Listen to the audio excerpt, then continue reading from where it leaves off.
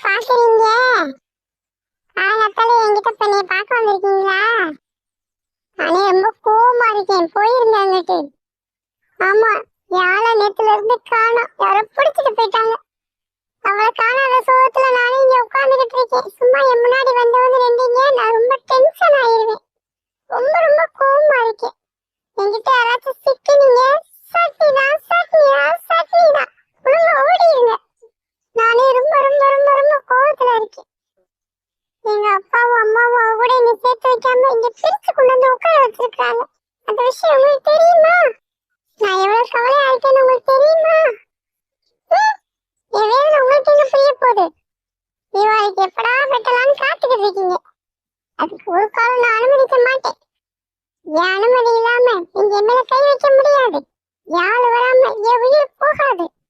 அவளும் நானும் சேர்ந்து